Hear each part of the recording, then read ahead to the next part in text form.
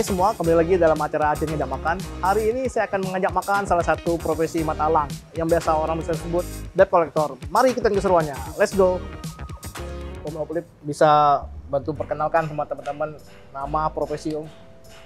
Nama saya Oplip Hon, pemilik PT Victory Target Indonesia, Jalan Manggol Saraya nomor 173, yang bergerak di bidang debt collector atau kolektor. Ya, debt collector ya bisa orang itu. Ya, kolektor. Dan berdiri dari tahun 2012 sampai sekarang. Sekarang. Kok bisa mendirikan profesi debt collector nih beratnya gimana Om? Ya kalau dulunya kan yang pertama itu dari pihak leasing itu cuman merekrut anak-anak jadi mata elang.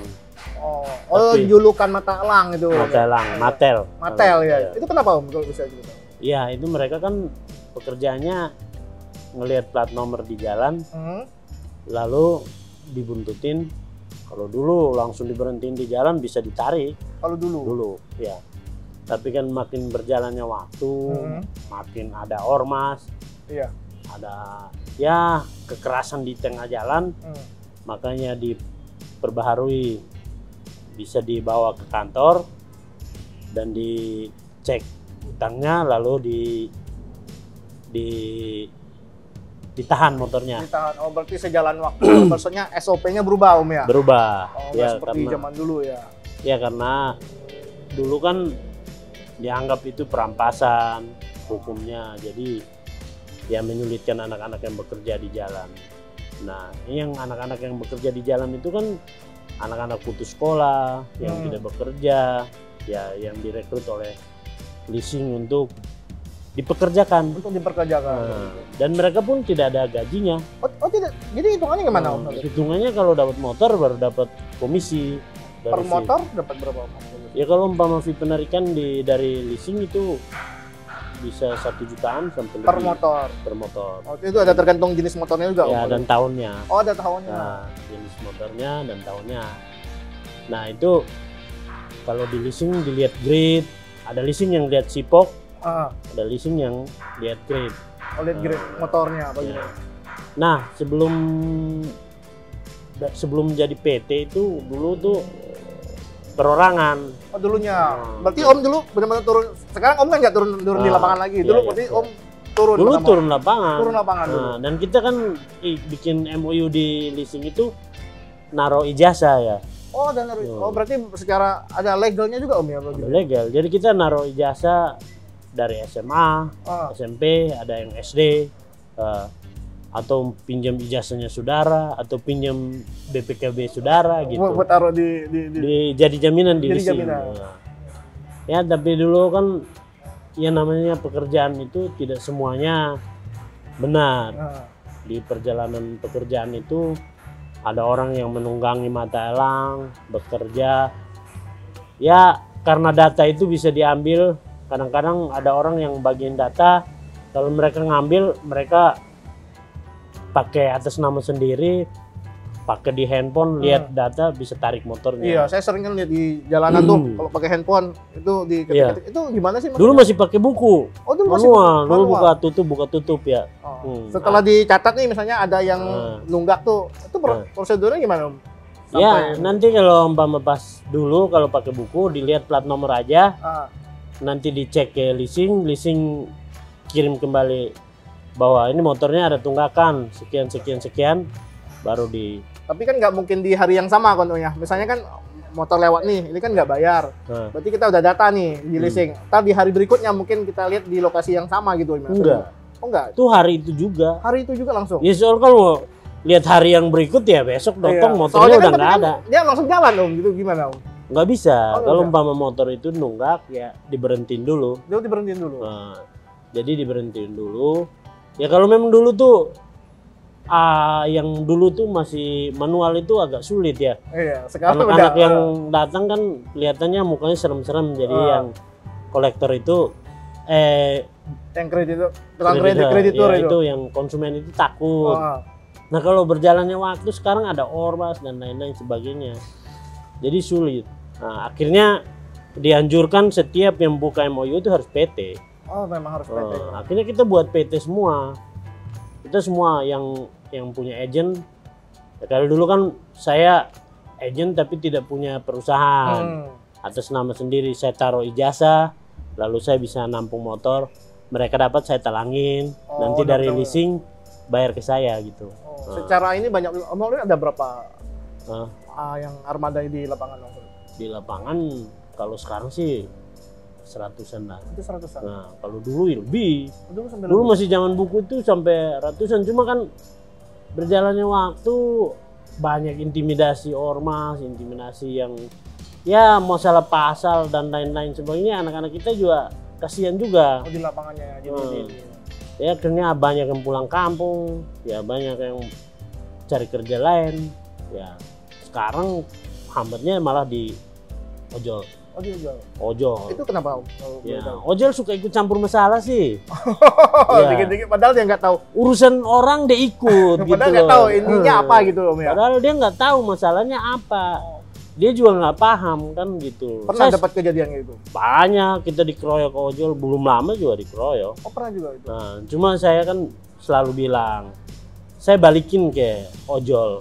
Misalkan saya naik motor nih. Iya. Yang bayar cuma 50.000, terus saya nggak bayar, kira-kira mau nggak gitu loh. Iya. Ya sering kali yang kita debatin dengan ojol tuh sering debatin kayak gitu. Maksud saya begini loh, pekerjaan ente pekerjaan situ aja. Jangan ganggu pekerjaan kita. Udah punya ranahnya masing-masing kan ada, negara kita kan negara hukum. Kalau memang bersalah ya udah di proses hukum aja kan. Kita selalu begitu.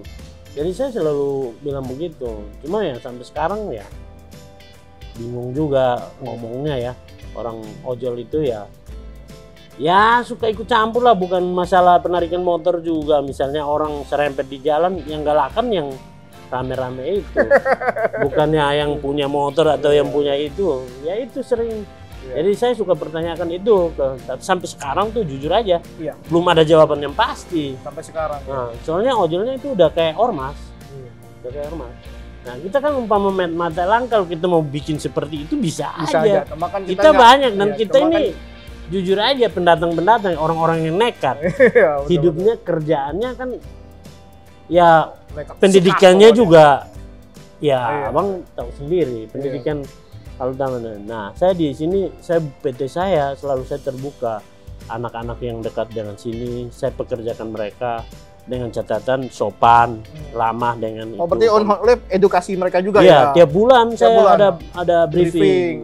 Jadi mereka itu bekerja, saya samakan. Polisi kalau mau nilang orang pun siap. Wah, begini. Ada tata krama. Dan itu dilakukan dengan kita. Dilakukan sama. Sampai sekarang udah ya, puji Tuhan tuh semua berjalan baik. Nah, dan satu yang saya tanamkan ya, kita harus berdoa dan bekerja. Itu yang saya tanamkan ke mereka. Kita kan berusaha untuk maju, bukan berusaha tapi tidak ada perbaikan. Ya kita perbaikilah. Namanya kesalahan tuh dimanapun pasti ada. Tapi kita perbaiki kesalahannya. Tiap hari kita harus perbaiki. Itu. Jadi itulah yang membuat saya tetap di dalam pekerjaan mata elang, debt collector ini, saya tetap ke mereka. Yang penting kita tidak melakukan hal yang melawan hukum. Nah, jadi setiap konsumen yang kita dapat, ya kita minta maaf, ini dicek utangnya, diprintkan utangnya. Kalau dia minta fidusia, kita siapkan fidusia, dan kalau memang ada yang perlu kita siapkan semua. Sebenarnya mereka juga nggak keberatan kalau mereka, maksudnya nggak ada tunggakan ya Om ya. Iya, cuma memang sampai sekarang tuh yang kesulitan tuh ya kalau umpama ditahan, udah nggak mau di jalan, nggak mau ikut ke kantor, itu ya kesulitan. Itu kayak gimana biasanya? Biasanya kan anak buah saya kan selalu, selamat siang Bapak atau Ibu. Kita ke kantor, ini ada sangkutan di leasing. Kita ke kantor untuk lihat piutangnya. Ya ada yang nggak mau berkeras, ya udah. Akhirnya ada debat di jalan, tahu-tahu ada yang ikut campur, tahu-tahu masalah ini. Tapi ya belakangan ini sih udah ada perbaikan. Kita juga minta untuk penegak hukum untuk melihat kami tidak lewat sebelah mata, tapi bagaimana mereka tuh tahu pekerjaan kita. Kadang kan ada stigma mereka, maksudnya debt collector ini kan kasar gitu. Tapi ini terus terang aja, kenapa ada mata elang itu malah leasing itu lebih suka pakai mata elang? Kenapa itu? Karena kalau ke rumah tuh galakan yang ngutang. Iya. Kalau di rumah lebih galakan yang ngutang. Galakan yang ngutang. Padahal gitu. yang ngutang nih, nggak bayar nih. Oh, dikeroyok. Kan ada yang SK ke rumah. Baru lihat, oh ini datang. Udah bawa golok lah, apa deh. Anak-anak dipukul. Itu bukan 1 kali 2 kali. Makanya lebih baik mata elang. Oh, jadi ada kayak Jadi mitra ya. jadi mata elang itu masih lebih cepat. Terus terang aja kalau umpama kita mau ngikutin prosedur yang sekarang setiap kali kalau ketemu bilang mana fidusia, memang ada hukumnya begini. Lalu hukumnya begitu. Perusahaan tutup semua, Bang. Iya benar. Pasti perusahaan tutup semua. Di unit yang di jalan aja udah ribuan, bukan ribuan lagi, jutaan. Banyak sekali. Mobil, motor, apalagi. Nah itu gimana perusahaan pembiayaanmu hidup? Tapi On Hop Lab lebih ke mana? Motor apa mobil? Apa? Saya motor. Motor. Ya saya lebih ke motor karena begini. Sebenarnya motor itu lebih susah dari mobil. Lebih susah? Lebih susah. Kok bisa gitu? Ya kan mobil kan gampang kan kalau umpama ngikutin buat dia macet udah bisa. Udah nggak bisa ini ya. Kalau motor kan dia bisa belit-belit ya. masuk gang dan lain-lain Iya. sebagainya. Nah itu yang itu. Nah salah satu yang kita ambil yang sekarang yang tadi saya bilang perusahaan pembiayaan itu bisa tutup ya karena banyak modus sekarang. Utang 1 bulan jual. Kebanyakan yang kita ketemu di jalan itu motor itu udah berpindah tangan. Yang bukan pemilik asli. Iya. Nah itu kalau umpama mau bicara hukum, Itu salah. mana itu udah penggelapan kan? Itu salah banget. Tapi galakan dia. Ya. Oh iya, ngomong Lip, ini kan acaranya Aceh Ngejak Makan, Pak. Iya. Kita sambil makan Om ya. Waduh. Om. Iya. Makan ini. Hari ini kita makan hokben Om. Mari pegang Om. Wah, ini Kalau nggak makan nggak afdol Om. Jadi makanya saya juga di sini saya juga selain mata elang. Kenapa ini kita di tempat ini kan Sasana? Iya, ini kebetulan. Ini saya nanya nih, kok bisa kita sampai di Sasana ini kenapa Om? Hah? Ya karena banyak anak-anak kita atlet-atlet tinju ini sekarang itu kan dibilang tinju ini udah mati suri. Iya. Nah, Udah sekarang udah. Kalau saya bilang sih bukan mati suri lagi, udah mau mati beneran. Bukan suri lagi ya Om ya. Iya, karena ya sekarang pertandingan tinju udah susah. Terus ya atlet-atlet kita, apalagi kita orang anak-anak dari Indonesia Timur itu hobinya tinju. Nah, kalau mereka ini kalau tidak diarahkan untuk itu, makanya kenapa saya ambil mata elang juga, ada mata elang, ada tinju juga. Karena memang kita orang Indonesia Timur suka tinju. Karena di Olimpiade pun ada pertandingan tinju, PON juga ada pertandingan tinju. Nah, kenapa kita tidak mengarahkan anak-anak kita untuk bakat mereka itu dikembangkan. Nah, talentanya yang ada bisa kita ini. Makanya saya buka Sasana ini walaupun dengan modal nekat ya orang bilang, tapi ya kita mau berjalan. Dan di sini saya juga puji Tuhan punya juara-juara, udah juara nasional, udah juara udah pernah mau juara Asia. Asia juga ada sini. Iya. Wow, petinju ya udah ada. Makanya Sasana ini saya arahkan selain mata elang, mereka juga bisa olahraga dan lain-lain. Ya, jadi kesehatan mereka juga terjamin. Ya. Sambil makan Om, Ya, sambil makan. Berarti Om Hop Lab ini terlepas dari kerjaan Om Hop Lab jadi debt collector, sama anak-anak ini mereka Om Hop Lab care banget ya bikin Sasana. Nah, Sasana tinju ini sebenarnya sih karena banyak anak-anak yang ya petinju-petinju kan saat-saat ini kan kesulitan juga. Nah, lewat kita kembangkan begini kita bisa berjalan, ya ada usaha, ada juga kita kembangkan anak-anak. Dan saya juga terbuka buat siapa aja mau latihan, kalau mau kembangkan bakatnya, welcome, boleh datang sini Om. Ya. Oh ya, kembali ke ini Om, profesi Om Hop sebagai direktur. Pernah nggak sih Om, maksudnya kejadian yang sampai sekarang nggak terlupakan Om? Kejadian unik apa selama ini? Pernah. Tahun berapa itu? Pas tanggal 17 Agustus, Tahun berapa tuh? 2000 berapa? Saya udah Kurang lebih 2000-an. 2000 pokoknya 2013 atau itu adik saya dipotong, adik kandung saya satu Dipotong. dan adik sepupu dipotong sama konsumen. Maksudnya dipotong gimana? Dibas, dipotong tangannya sampai sekarang tuh masih cacat. Oh, tangannya sampai sekarang? Itu yang saya tidak pernah lupakan. Itu masalahnya kenapa? Ya masalah tarik motor. Oh, salah tarik motor. Jadi tarik motor, dia pergi lapor, orangnya datang, anak adik saya dikeroyok, dipotong tangannya. Itu istilahnya yang paling menyakitkan sekali. Itu adik saya sampai sekarang cacat, tangannya tuh nggak bisa dengan tangan yang adik kandung saya putus, udah simpan. Terus itu masalahnya gimana? Udah Ya di proses hukum lah. di proses hukum. Iya. Ya, tapi itu masalah yang tidak pernah saya lupakan, istilahnya paling berat di hati. Ya jadi debt collector ini juga bukan. Dan kita kadang-kadang tuh diintimidasi sama ormas itu yang bikin ada sekali tuh anak-anak saya dipukul sama ormas itu sampai dibuang di dalam got. Pernah juga? Pernah, sampai uangnya di dalam dompet, kaos kakinya semua tuh diambil. Itu maksudnya intimidasi ormas apa? Maksudnya ada ormas di jalanan pas kita lagi ormas. mau berhentiin. Ormas di jalan. Oh, sampai segitunya juga ya. Jadi debt collector ini tidak mulus. Oh, tidak seperti kebanyakan orang lihat maksudnya. Makanya saya selalu bilang anak-anak, kita bekerja dengan baik, kita sopan, kita lakukan pekerjaan itu dengan baik dan berdoa. Berdoa itu nomor satu. Monggo Om, sambil dimakan Om. Om Oblip, kalau ini mau minum Om. Oh ya, nanti.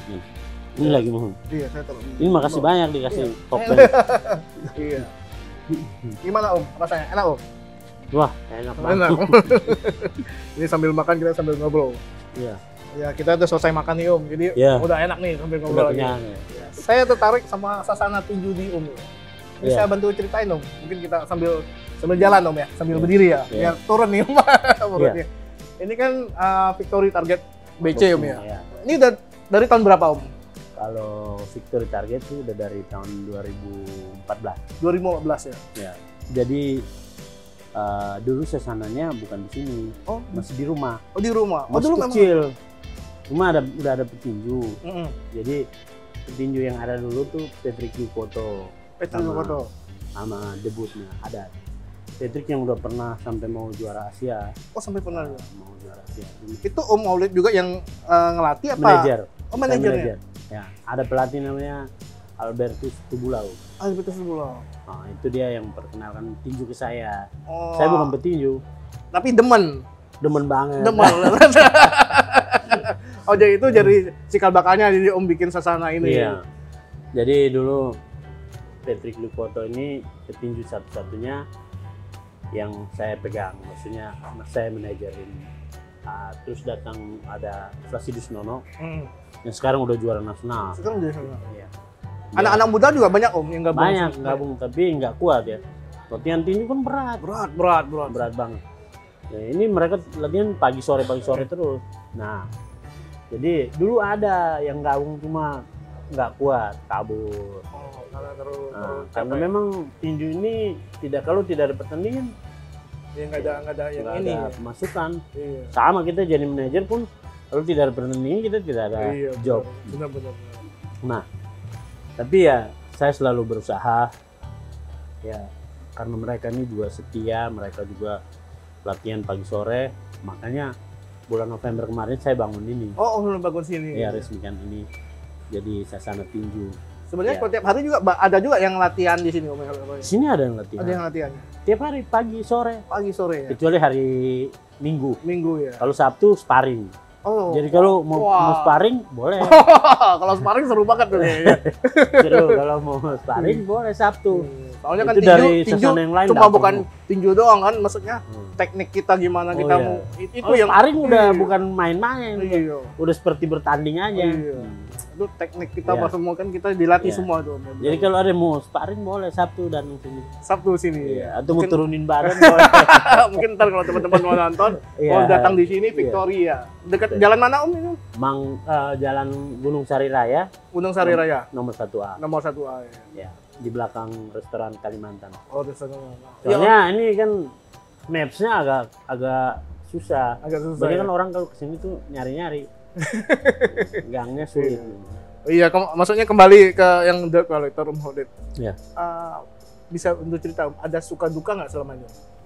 Kalau debt collector suka dukanya ya itu sering kali kalau umpama ada kasus masalah di jalan, ya itu kita kan harus usaha untuk proses anak-anak itu bagaimana, itu susah banget. Susah banget. Susah. Debt collector itu pekerjaan yang dimusuhin orang. Dimusuhin orang. Itu dia, makanya bagaimana caranya sampai sekarang saya tuh berusaha bagaimana tuh dicintai orang, maksudnya kolektor itu tetap disayang orang, bahwa pekerjaan mereka itu mulia ya. Iya. Soalnya saya udah tanya ke pendeta, tanya ke ustadz, Ah. kita nagih utang ini Dosa nggak gitu? dosa nggak? Iya. Ya intinya kan nagih utang itu tidak memaksakan kehendak kita atau memeras, tapi kita nagih yang kira-kira itu miliknya perusahaan. Iya. Kembalinya. Nah, kita membantu juga sebenarnya sih. Kalau utang itu kan kalau umpama orang nggak bayar kan blacklist juga dia. Iya. Sebenarnya utang memang harus Besok-besok dibayar kan. Besok-besok jangankan pinjam 1 juta. 100.000 100.000 aja orang udah tidak percaya kan. Benar. Nah, itu yang kadang-kadang kurang dipahami oleh orang. Mereka itu berpikir bahwa utang, apalagi himbauan pemerintah kemarin tuh bilang di Oh iya, ada yang ini ya, masa pas pandemi itu diliburin ya itu. Itu liburin. ada efeknya Om. Wah, itu efeknya luar biasa itu. Kita kolektor ya udah nggak makan. Juga makan itu ya. Iya udah nggak makan. Udah begitu bantuan pemerintah juga nggak ada. Nah, kita makanya waktu itu debt collector sempat saya kan ngomong. Kenapa? Seharusnya itu ada jalurnya kan. Iya. Bukannya istilahnya dilolosin 100%, tetapi ditangguhkan gitu loh. Iya. Nah itu kan sebelumnya yang orang yang utang tahun lalu pas Kena itu jadi nggak karena bayar. dia bilang dia nggak mau bayar karena memang Peraturan pemerintah kan nggak bayar dia bilang. Nah, padahal kan sudah dia utang dari tahun Udah lalu. tahun yang lalu sebelum pandemi ya Om ya. Iya. Udah mestinya memang Sampai harus dibayar. sekarang kalau alasan orang tuh kan selalu ke pandemi, larinya ke pandemi, susah. Ya. Tapi ya sekali lagi saya mau bilang, kolektor itu pekerjaan yang mulia. Ya. Banyak sampai mau ganti nama kolektor. Saya bilang nggak bisa. Kolektor itu ya tetap kolektor. Mau ganti nama apapun dia tetap tetap kolektor. Karena begini, kita ini penagih utang. Hanya yang biasanya kita salah itu, bang nagih itu pikirnya kekerasan. Iya, itu banyak yang di masyarakat kan. Oh pada saya gitu. saya justru terbalik. Saya nagih itu saya doain orang itu. Biar sadar. Saya juga ngomongin baik-baik dengan orang itu.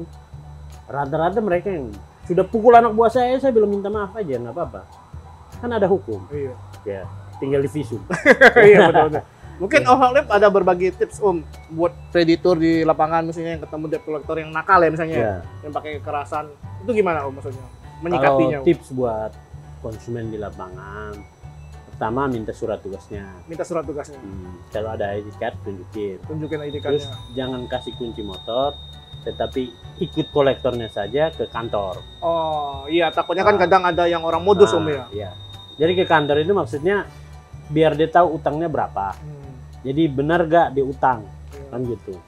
Jadi tak selamanya kolektor itu juga semua benar. Ada juga orang kolektor yang modus. Yang menunggangi. Iya, ya. menunggangi. Jadi yang Karena kebetulan data yang di lapangan itu bisa dibeli di mana-mana, jadi susah. bisa Itu. dibeli di mana? Jadi itu yang susah juga, ya. Kan data itu bisa online. Sekarang kan iya. banyak Semua orang. serba online sekarang. Sekarang online. Iya, Jadi iya. semua ini agak ribetnya di situ. Iya. Mungkin ya itu berarti ntar kita mesti tanya suratnya. Surat tugas. Surat tugas. Iya. ID-nya. Ada kan? Jangan langsung kasih kunci motor gitu ya. Tetapi ikut ke Ikut kantor. Ntar diomongin baik-baik gitu. Iya, ngomongin baik-baik ya. Iya. Mau situ. Sebenarnya kan kolektor kita nih suka diteriakin maling di jalan ya. Padahal Masa tengah hari ada surat tugas kok dibilang mari. Betul. Itu. Iya, mungkin ya itu berbagi tipsnya dari Om Ya, Lip. iya. Om Lip, saya terima kasih nih udah luangin waktu buat ngobrol-ngobrol tentang profesi Om Lip. Sampai ketemu di lain waktu Om Lip mungkin. Iya. Oke, terima kasih Om banyak. Lip. Oke teman-teman, tadi pembicaraan saya dengan Om Lip. Dia berbagi bagaimana tips ketika kreditur ketemu dengan mata elang di lapangan. Sampai ketemu dalam acara Acin Ngajak Makan berikutnya. Bye.